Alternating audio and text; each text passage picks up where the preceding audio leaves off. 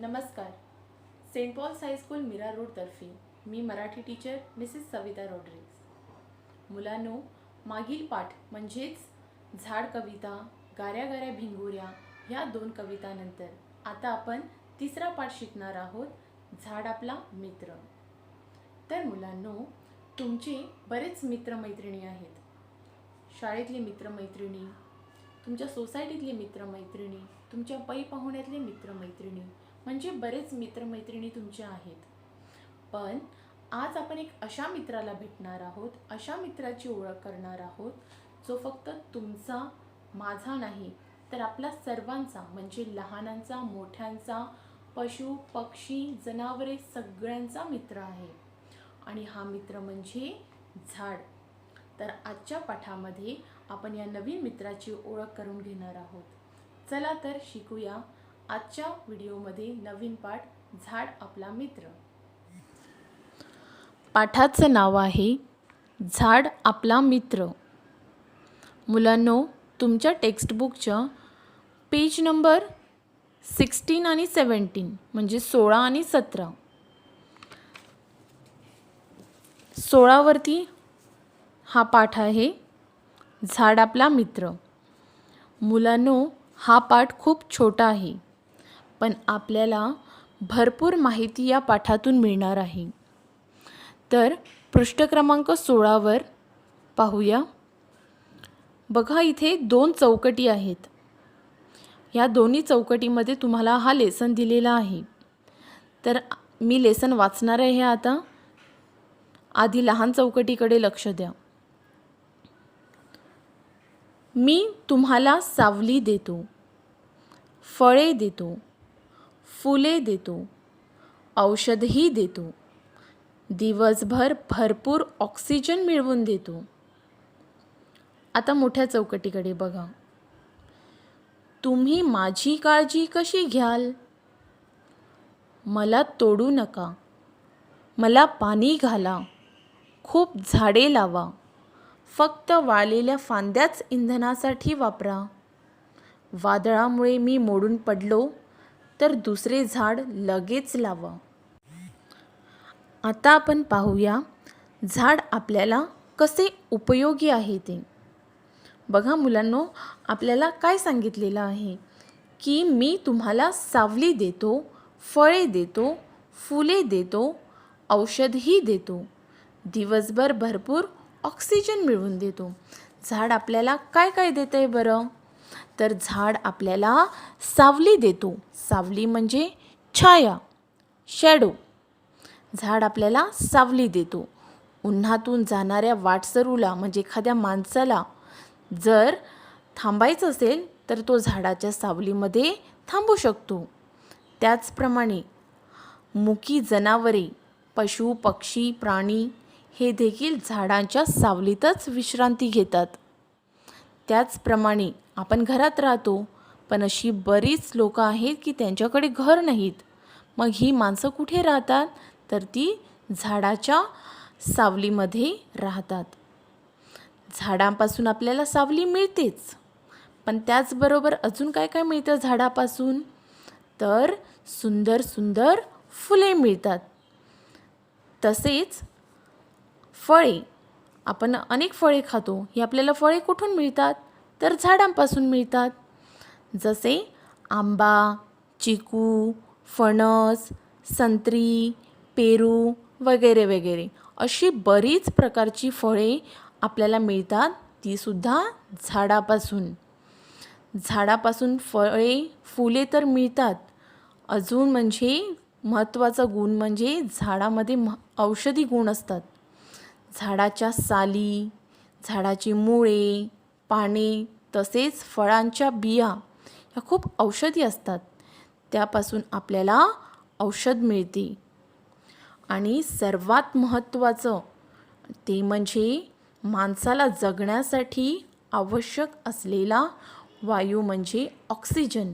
आणि हा ऑक्सिजन झाडे निर्माण करतात. झाडे दिवसा आपल्याला भरपूर ऑक्सिजन देतात आणि कार्बन डायऑक्साईड हा वायू शोषून घेतात. तर मुलांनो, असा हा आपल्याला जगण्यासाठी आवश्यक असलेला ऑक्सिजन कोण तयार करतं बरं? झाड. तर झाड आपल्याला किती किती उपयोगी आहे हे या धड्यामध्ये आपल्याला सांगितलेलं आहे. झाडाचे एक नाही अनेक म्हणजेच भरपूर फायदे आहेत. त्यापैकी काहीच तुम्हाला या धड्यामध्ये दिले आहेत. तर आता मी तुम्हाला अजून काही जे आपल्याला झाडापासून फायदे आहेत ते मी तुम्हाला सांगणार आहे. तर मुलांनो, आता तुम्ही घरामध्येच आहात. तर घरामध्ये बसल्या बसल्या बघा बरं, तुमच्या घराचं निरीक्षण करा. बघा, तुमच्या घराला दरवाजा आहे, त्यानंतर घरामध्ये वस्तू आहेत जसे टेबल, खुर्ची, शोकेश, कपाट, पलंग. ह्या वस्तू लाकडापासून बनलेल्या आहेत. तर हे लाकूड आपल्याला कशापासून मिळते? तर झाडापासून. तसेच आपली शाळा आठवा बरं, तुमचा क्लासरूम आठवा बरं.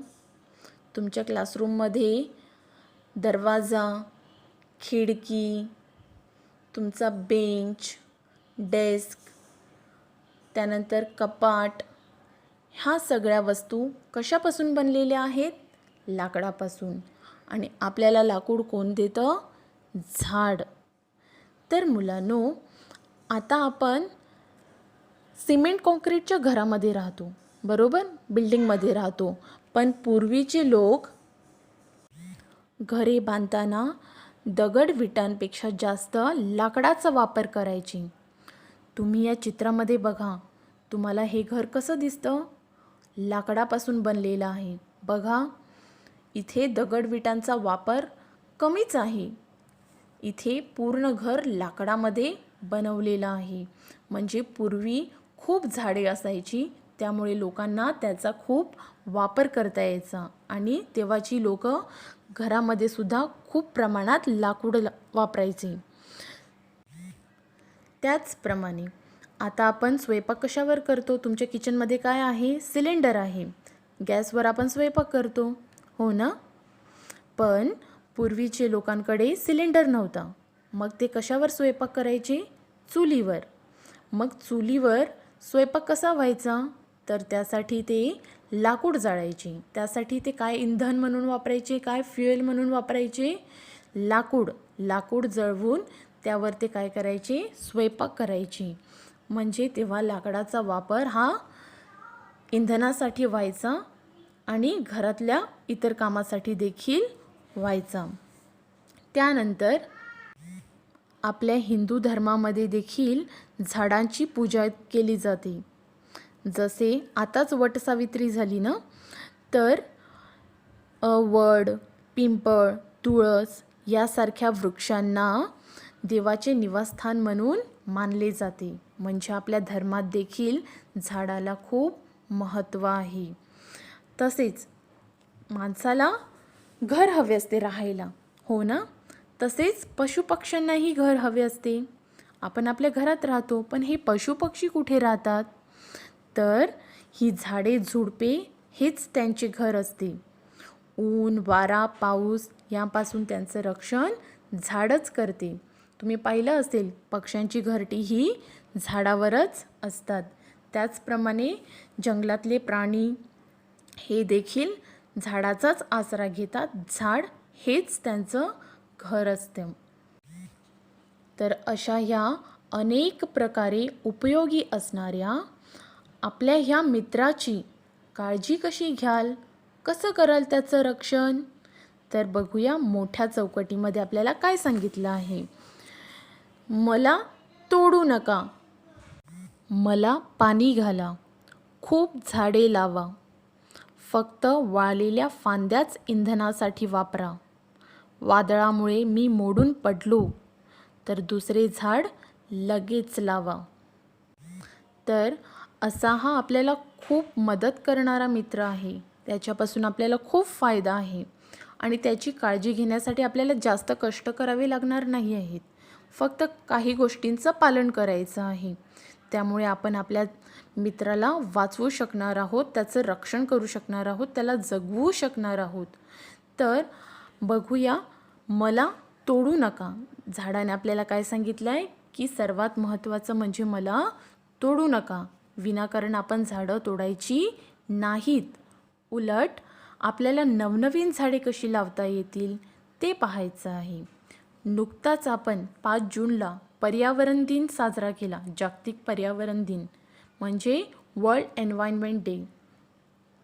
तर हा दिवस का साजरा केला जातो? पर्यावरणाचं रक्षण करण्यासाठी.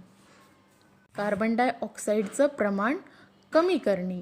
त्यासाठी अनेक उपायापैकी एक उपाय म्हणजे झाड लावणे व ते जगवणे. आपल्याला झाड लावून आपल्या पर्यावरणाचं संरक्षण करायचं आहे. त्यानंतर झाडाला पाणी घाला. पाणी हे आपलं जीवन आहे, तसंच झाडाचं देखील आहे.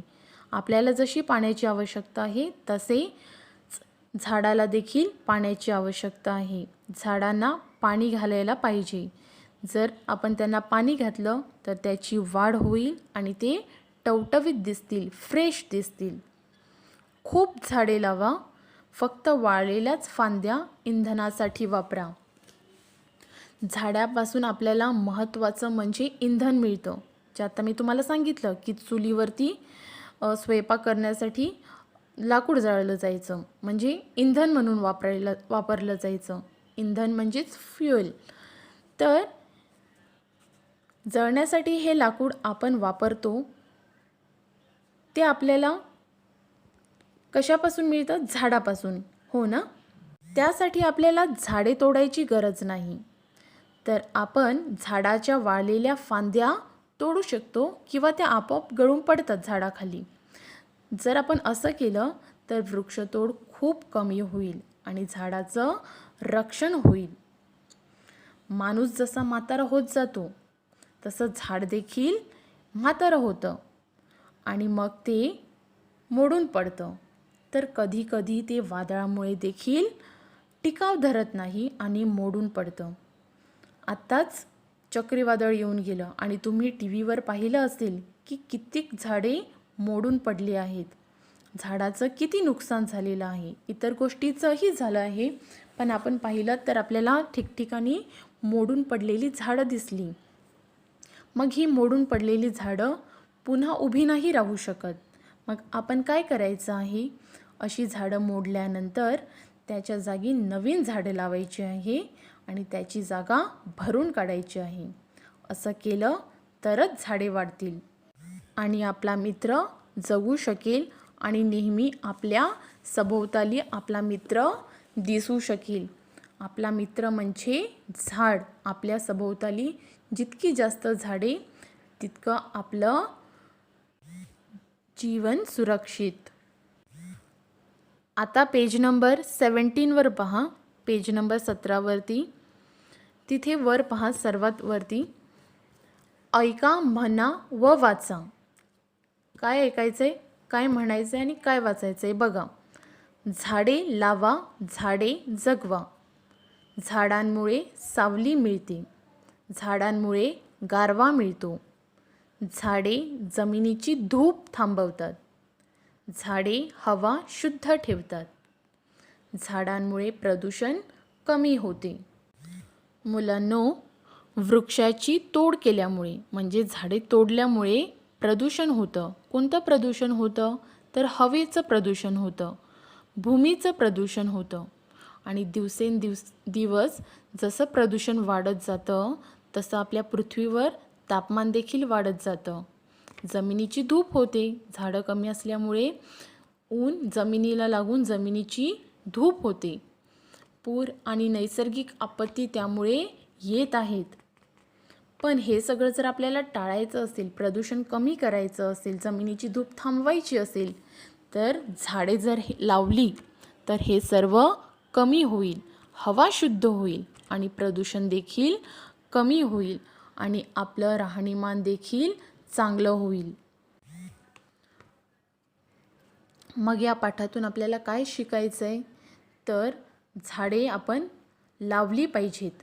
वाचवली तर पाहिजेतच, पण लावली देखील पाहिजेत. तर आपण सगळ्यांनी झाडे लावायला हवीत.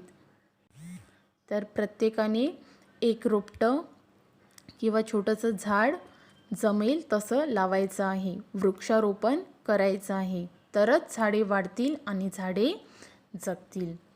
तर मुलांनो, हा पाठ इथे संपलेला आहे आणि हा पाठ शिकल्यानंतर तुमचं असं लक्षात आलं असेल की झाडापासून आपल्याला काय फायदे आहेत आणि आपण त्याची काळजी देखील घ्यायला पाहिजे. ठीक आहे. तर मुलांनो, आता हा धडा किंवा हा पाठ तुम्हाला 2-3 वेळा नीट वाचून काढायचा आहे. होमवर्क आहे हा तुमच्यासाठी.